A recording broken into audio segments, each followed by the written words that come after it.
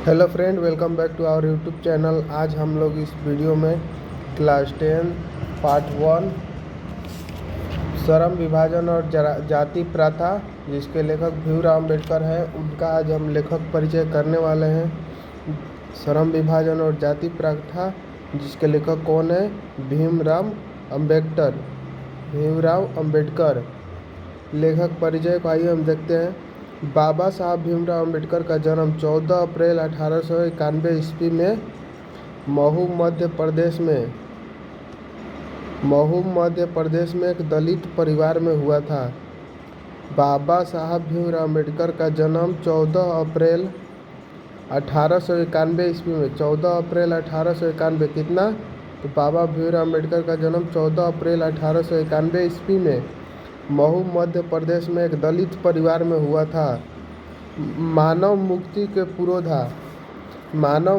पुरोधा बाबा साहब अपने समय के सबसे सुपठित जनों में से एक थे, यानी कि मुक्तिबोध के पुरोधा सबसे सुनुठों में से सबसे एक थे।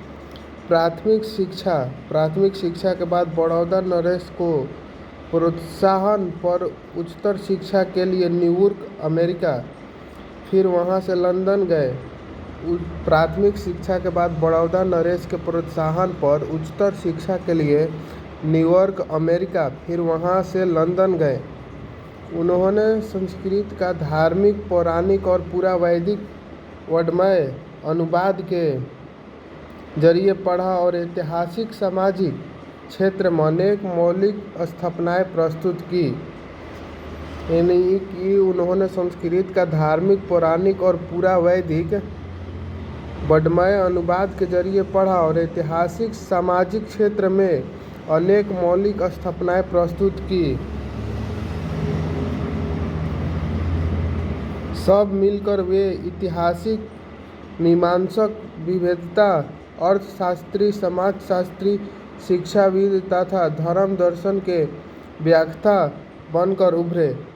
यानी सब पढ़ने के बाद विवेकता, अर्थशास्त्री, समाजशास्त्री, शिक्षाविद तथा धर्म दर्शक के व्याख्याता बनकर उभरे।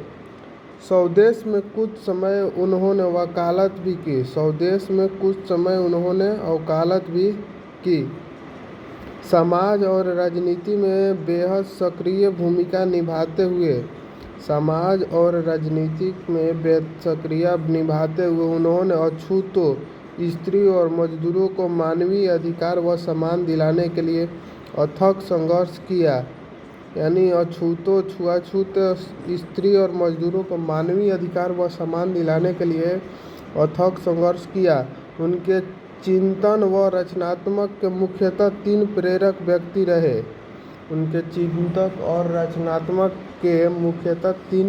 व्यक्ति रहे।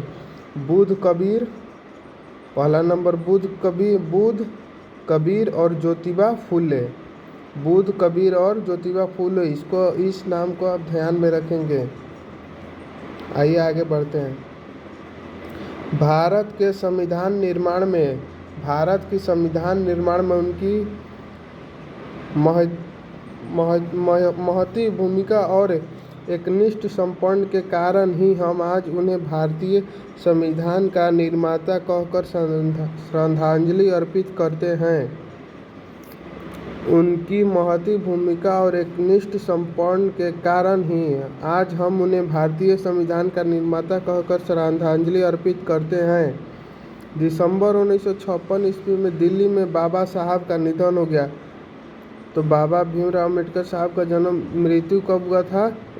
तो दिसंबर 1956 ईस्वी में दिल्ली में निधन हो गया था। और जन्म कहाँ हुआ था? तो 14 अप्रैल 1891 ईस्वी में महू मध्य प्रदेश में हुआ था। बाबा साहब ने अनेक पुस्तकें लिखी। उनकी प्रमुख रचनाएं एवं भाषण है, तो इसको भी आप ध्यान में रखिएगा। नाम का कौन सा रचना, भाषण है और कौन से लिखे हैं। The caste in India, first है द कास्ट इन इंडिया। उसके बाद their mechanism, genesis and development, the untouchables, who are they, who are Shudras, Buddhism एवं communism, Buddha and his Dhamma, thoughts on linguistic states, the rise and fall of the Hindu women, the rise and fall of the Hindu women, annihilation of the caste आदि। ये सब उनकी प्रमुख रचनाएं एवं भाषण थी। इसको आप एक बार पढ़ेंगे, ध्यान देंगे तो याद हो जाएगा, सब समझ में आने लगेगा। आगे बढ़ते हैं। हिंदी में उनका संपूर्ण वर्णमय भारत सरकार के कल्याण मंत्रालय से बाबा साहब अम्बेडकर संपूर्ण वर्णमय नाम से 21 खंडों में प्रकाशित हो चुका है। यानी कि हिंदी में उनका संपूर्ण वर्णमय भारत सरकार के कल्याण मंत्रालय से बाबा साहब अम्बेडकर संपूर्ण वर्णमय नाम से 21 खंडों में प्रकाशित हो चुका है। यह प्रस्तुत पाठ बाबा साहब के विख्यात भाषण एनिहिलेशन ऑफ कास्ट के ललई सिंह यादव द्वारा किए गए हिंदी रूपांतर जातिवेद का उच्छेद से किंचित संपादन के साथ लिया गया है। यह प्रस्तुत पाठ बाबा साहब के विख्यात भाषण एनिहिलेशन ऑफ द कास्ट, ये क्वेश्चन आता है बार बार, एनिहिलेशन ऑफ द कास्ट के जो हिंदी रूपांतरण थे वो कौन थे, तो ललई सिंह यादव। इसको आप ध्यान में रखिएगा इस नाम को। आगे है यह भाषण जाति पाति तोड़क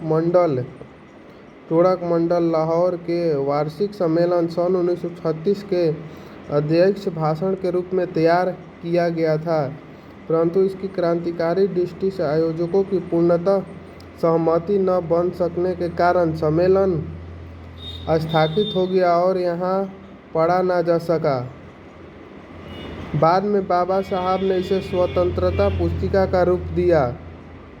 प्रस्तुत आलेख में वह भारतीय समाज में श्रम विभाजन के नाम पर मध्य युगीन अविष्टित संस्कारों के रूप में बरकरार जाति प्रथा पर मानवीयता, नैसर्गिक न्याय एवं सामाजिक सद्भाव की दृष्टि से विचार करते हैं। जाति प्रथा के विस्मयपूर्वक सामाजिक आधारों, रूढ़ पूर्वग्रहों और लोकतंत्र के लिए उसकी अवस्थार प्रकृति पर भी यहाँ एक संभ्रांत विविधता का दृष्टिकोण उभर सका है। भारतीय लोकतंत्र के भावी नागरिकों के लिए यह आलेख अत्यंत शिक्षाप्रद है। ये जो था हमारा इतना लेखक परिचय था, यानी भीमराव अम्बेडकर के बारे में जानकारियाँ थी। अब आगे हम पढ़ेंगे चैप्टर के बारे में जो कि है श्रम विभाजन और जाति प्रथा, जो कि हम अगली वीडियो में इसको कवर करेंगे। तब तक आप इसको पढ़िए, एक बार देखिए, खुद से भी बुक निकाल कर पढ़िए, देखिए। जो नहीं समझ में आ रहा है कमेंट में आप पूछ सकते हैं हमसे, अर्थ जिसका भी हो सके हम बताने का कोशिश करेंगे।